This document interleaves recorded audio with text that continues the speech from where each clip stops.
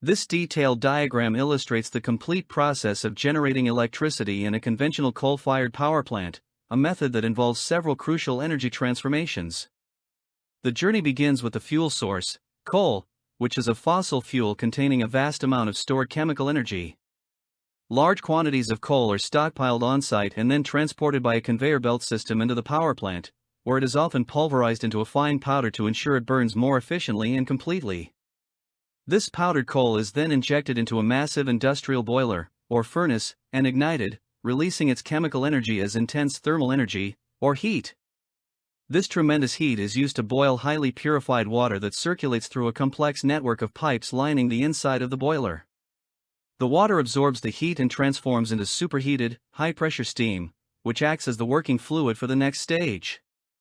This powerful steam is then directed through heavily insulated pipes to a turbine, a sophisticated machine consisting of multiple sets of angled blades attached to a central shaft. The force and pressure of the expanding steam push against these blades, causing the entire turbine assembly to rotate at extremely high speeds.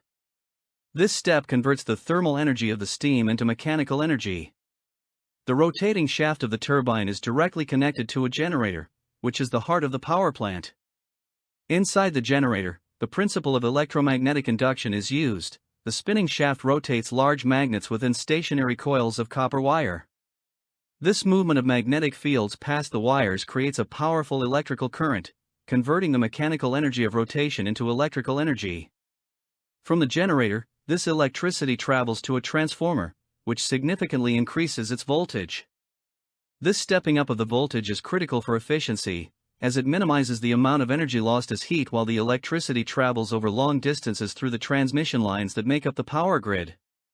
After the steam has passed through the turbine and expended most of its energy, it must be recycled. It flows into a condenser, where its temperature is lowered, causing it to change back into liquid water.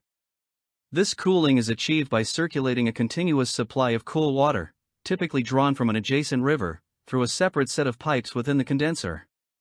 This cooling water absorbs the waste heat from the steam and is then returned to the river, slightly warmer. The creation of a vacuum by condensing the steam creates a large pressure difference across the turbine, which maximizes its efficiency. The condensed, purified water is then pumped back to the boiler to be heated into steam again, continuing this closed-loop cycle. Finally, the waste products from burning the coal, including gases like carbon dioxide and particulate matter like ash, are channeled up a tall smokestack, which is designed to disperse them high into the atmosphere to minimize local air pollution.